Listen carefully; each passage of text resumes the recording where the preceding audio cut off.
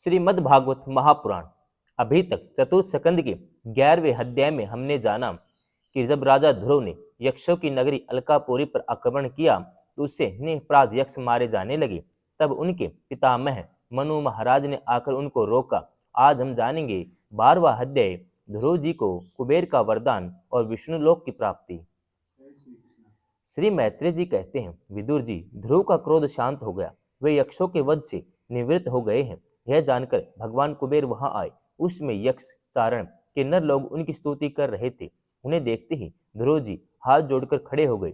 तब कुबेर ने कहा, श्री कुबेर जी बोले, शुद्ध हृदय क्षत्रिय कुमार, तुम अपने दादा के उपदेश से ऐसा दुस्तेज वैर त्याग दिया, इससे मैं तुम पर प्रसन्न हूँ। वास्तव में न तुमने यक्षों को मारा है, न यक्षों ने तुम्हारे भाई को। समस्त जीवों की उत्पत्ति और विनाश का कारण तो एकमात्र काल ही है। यह मैं, तू आदि मिथ्या बुद्धि तो जीव को अज्ञान वश सौपन के समान शरीर आदि को आत्मा मानने के से उत्पन्न होती है। इसी से मनुष्य को बंधन एवं दुख आदि विपरीत अवस्थाओं की प्राप्ति होती है। ध्रुव, अब तुम जाओ, तुम्हारा भगवान मंगल करे। तुम संसार पास से मुक्त होने के लिए सब जीवों में समदृष्टि रखकर सर्वभूतम आत्मा भगवान श्री हरि का भजन करो। वे संसार पास का छेदन करने वाले हैं। संसार की उत्पत्ति आदि के लिए अपनी त्रिगुणात्मिकता माया शक्ति से युक्त होकर भी वास्तव में उससे रहित हैं। उनके चरण कमल ही सबके लिए भजन करने योग्य हैं। प्रिय वर, हमने सुना है तुम सर्वदा भगवान कमल नाभ के चरण कमलों के समीप रहने वाले हो, इसलिए तुम अवश्य ही वर पाने योग्य हो। ध्रुव, तुम्हें जिस वर की इच्छा हो मुझसे निसंकोच व निशंक होकर मांग लो। श्री मैत्रेय जी कहते हैं, विदुर जी, यक्षराज कुबेर ने जब इस प्रकार वर मांगने के लिए आग्रह किया, तब महाभागवत महामति ध्रुव जी ने उनसे यही मांगा कि मुझे श्री हरि की अखंड स्मृति बनी रहे, जिससे मनुष्य सहज ही दुस्तर संसार सागर को पार कर जाता है। इड विडा के पुत्र कुबेर जी ने बड़े प्रसन्न मन से उन्हें भगवत स्मृति प्रदान की। फिर उनके देखते देखते वे अंतर्धान हो गए। इसके पश्चात ध्रुव जी भी अपनी राजधानी को लौट आए। वहां रहते हुए उन्होंने बड़ी बड़ी दक्षिणा वाले यज्ञों से भगवान यज्ञ पुरुष की आराधना की। भगवान ही द्रव्य क्रिया देवता संबंधी समस्त कार्य और उसके फल हैं। वे ही क्रम फल के दाता भी हैं। सर्वो उपाधि शून्य सर्व आत्मा श्री अच्युत में प्रबल वेग युक्त भक्ति भाव रखते हुए ध्रुव जी अपने में और समस्त प्राणियों में सर्वव्यापक श्री हरि को ही विराजमान देखने लगे। ध्रुव जी बड़े ही शील संपन्न ब्राह्मण भक्त, दीन वत्सल और धर्म मर्यादा के रक्षक थे। उनकी प्रजा उन्हें साक्षात पिता के समान मानती थी। इस प्रकार तरह तरह के ऐश्वर्य भोग से, पुण्य का और भोगों के त्याग पूर्वक यज्ञ आदि कर्मों के अनुष्ठान से पाप का क्षय करते हुए उन्होंने 36,000 वर्ष तक पृथ्वी का शासन किया। जितेंद्रिय महात्मा ध्रुव ने इसी तरह अर्थ धर्म काम के संपादन में बहुत से वर्ष बिताकर अपने पुत्र उत्कल को राज सिंहासन सौंप दिया। इस संपूर्ण दृश्य प्रपंच को अविद्या रचित सौपन और गंधर्व नगर के समान माया से अपने में ही कल्पित मानकर और यह समझकर कि शरीर, स्त्री, पुत्र, मित्र, सेना, भरा पूरा खजाना, जनाने महल, सुरमय विहार भूमि, समुद्र पर्यंत भूमंडल का राज्य, ये सभी काल के गाल में पड़े हुए हैं। वे बद्रिका आश्रम को चले गए। वहां उन्होंने पवित्र जल में स्नान कर इंद्रियों को विशुद्ध किया। फिर स्थिर आसन से बैठकर प्राणायाम द्वारा वायु को वश में किया। तंत्र मन के द्वारा इंद्रियों को बाह्य विषयों से हटाकर मन को भगवान के स्थूल विराट स्वरूप में स्थिर कर दिया। उसी विराट स्वरूप का चिंतन करते करते वे अंत में ध्याता और ध्येय के भेद से शून्य निर्विकल्प समाधि में लीन हो गए और उस अवस्था में विराट स्वरूप का भी परित्याग कर दिया। इस प्रकार भगवान श्री हरि के प्रति निरंतर भक्ति भाव का प्रवाह चलते रहने से उनके नेत्रों में बार बार आनंद आंसुओं की बाढ़ सी आ जाती थी। इससे उनका हृदय द्रवीभूत हो गया, शरीर में रोमांच हो आया। फिर देह अभिमान गलित हो जाने से उन्हें मैं ध्रुव हूँ इसकी स्मृति न रही।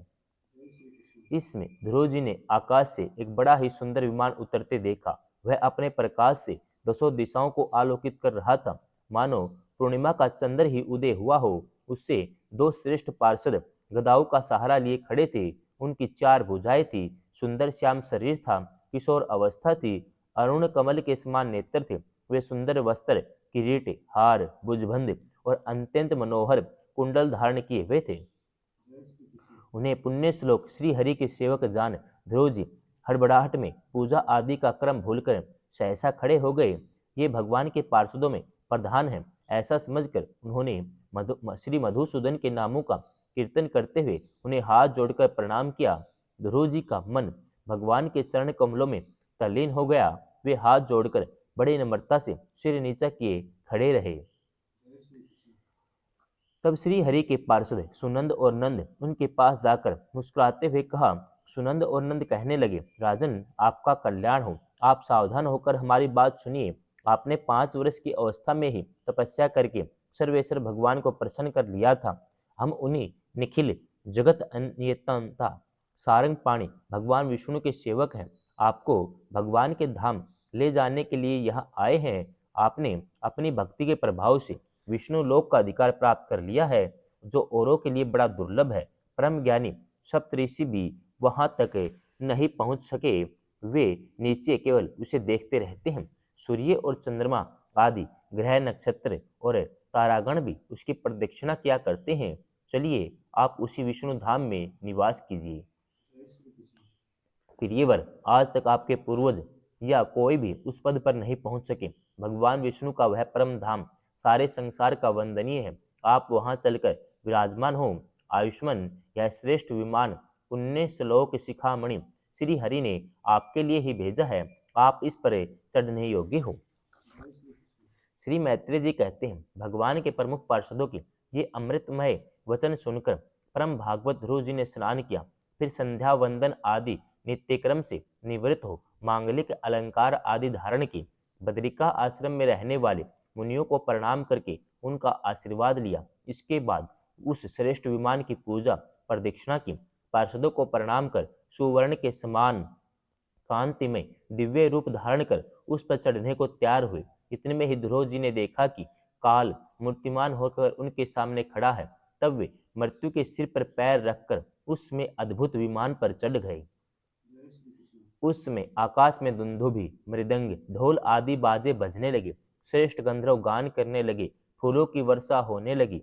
विमान पर बैठकर ध्रुव जी ज्यों ही भगवान के धाम को जाने को तैयार हुए, त्यों ही उन्हें अपनी माता सुनीति का स्मरण हो आया। वे सोचने लगे, क्या मैं बेचारी माता को छोड़कर अकेला ही दुर्लभ वैकुंठ धाम को चला जाऊंगा। नंद और सुनंद ने ध्रुव के हृदय की बात जानकर उन्हें दिखलाया कि देवी सुनीति आगे आगे दूसरे विमान पर जा रही है।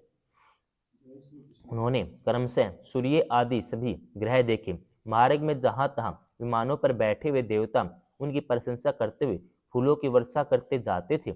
उस दिव्य विमान पर बैठकर ध्रुव जी त्रिलोकी को पार कर सप्तऋषि मंडल से भी ऊपर भगवान विष्णु की नित्य धाम में पहुंचे। इस प्रकार उन्होंने अविचल गति प्राप्त की। यह दिव्य धाम अपने ही प्रकाश से प्रकाशित है। इसी के प्रकाश से तीनों लोक प्रकाशित हैं। इससे जीवों पर निर्दयता करने वाले पुरुष नहीं जा सकते। यहाँ तो उन्हीं की पहुंच होती है जो दिन रात प्राणियों के कल्याण के लिए शुभ कर्म ही करते रहते हैं, जो शांत, समदर्शी, शुद्ध और सब प्राणियों को प्रसन्न रखने वाले हैं। भगवत भक्तों को ही अपना एकमात्र सच्चा सुहृद मानते हैं। ऐसे लोग सुगमता से ही इस भगवत धाम को प्राप्त कर लेते हैं। इस प्रकार उतानपाद के पुत्र भगवत परायण श्री ध्रुव जी तीनों लोकों के ऊपर उसके निर्मल चूड़ामणि के समान विराजमान हुए। कुरुनंदन जिस प्रकार दाएं चलने के समय खंबे के चारों ओर बैल घूमते हैं, उसी प्रकार यह गंभीर वेग वाला ज्योतिष चक्कर उस अविनाशी लोक के आश्रय के निरंतर ही घूमता रहता है। उसकी महिमा देखकर देवर्षि नारद ने परिचेताओं की यज्ञशाला में वीणा बजाकर ये 3 श्लोक गाए थे। नारद जी ने कहा था, इसमें संदेह नहीं, पति परायणा सुनीति के पुत्र ध्रुव ने तपस्या द्वारा अद्भुत शक्ति संचित करके जो गति पाई है, उसे भागवत धर्मों की आलोचना करके वेदवादी मुनिगण भी नहीं पा सकते। फिर राजाओं की तो बात ही क्या है। अहो, वे 5 वर्ष की अवस्था में ही सौतेली माता के वाग बाणों से मरम आहत होकर दुखी हृदय से वन में चले गए। मेरे उपदेश के अनुसार आचरण करके वे उन जय अजय प्रभु को जीत लिया जो केवल अपने भक्तों के गुणों से ही वश में होते हैं। ध्रुव जी ने तो 5-6 वर्ष की अवस्था में ही कुछ दिनों की तपस्या से भगवान को प्रसन्न करके उनका परम पद प्राप्त कर लिया, किंतु उनके अधिकृत किए हुए इस पद को भूमंडल में कोई दूसरा क्षत्रिय क्या वर्षों तक तपस्या करके भी पा सकता है? श्री मैत्रेय जी कहते हैं, विदुर जी, तुमने मुझसे उदार कीर्ति ध्रुव जी के चरित्र के विषय में पूछा था, सो मैंने तुम्हें वह पूरा का पूरा सुना दिया। साधुजन इस चरित्र की बड़ी प्रशंसा करते हैं। यह धन, यश और आयु की वृद्धि करने वाला, परम पवित्र और अत्यंत मंगलमय है। इससे स्वर्ग और अविनाशी पद भी प्राप्त हो सकता है। यह देवत्वों की प्राप्ति कराने वाला, बड़ा ही प्रशंसनीय और समस्त पापों का नाश करने वाला है। भगवत भक्त ध्रुव ने इस पवित्र चरित्र को जो श्रद्धापूर्वक बार बार सुनते हैं, उन्हें भगवान की भक्ति प्राप्त होती है, जिससे उनके सभी दुखों का नाश हो जाता है। इसे श्रवण करने वाले को शील आदि गुणों की प्राप्ति होती है। जो महत्व चाहते हैं उन्हें महत्व की प्राप्ति कराने वाला स्थान मिलता है। जो तेज चाहते हैं उन्हें तेज प्राप्त होता है, जो मनुष्यों का मान बढ़ाता है। पवित्र कीर्ति ध्रुव जी के इस महान चरित्र का प्रातः और सायंकाल ब्राह्मण आदि द्विजातियों के समाज में एकाग्रचित्त से कीर्तन करना चाहिए। भगवान की परम पवित्र चरणों की शरण में रहने वाला जो पुरुष इसे निष्काम भाव से पूर्णिमा, अमावस्या, द्वादशी, श्रवण नक्षत्र, तिथिक्षय, वैतिपात, संक्रांति अथवा रविवार के दिन श्रद्धालु पुरुषों को सुनाता है, वह स्वयं अपने आत्मा में ही संतुष्ट रहने लगता है और सिद्ध हो जाता है। यह साक्षात भगवत विषयक अमृतमय ज्ञान है। जो लोग भगवत मार्ग के मर्म से अनभिज्ञ हैं, उन्हें जो कोई इसे प्रदान करता है, उस दीन वत्सल कृपालु पुरुष पर देवता अनुग्रह करते हैं। ध्रुव जी के कर्म सर्वत्र प्रसिद्ध और परम पवित्र हैं। वे अपनी बाल्य अवस्था में ही माता के घर और खिलौनों का मोह छोड़कर श्री विष्णु भगवान की शरण में चले गए थे। गुरुनंदन, उनका यह पवित्र चरित्र मैंने तुम्हें सुना दिया। 12वां अध्याय समाप्तम।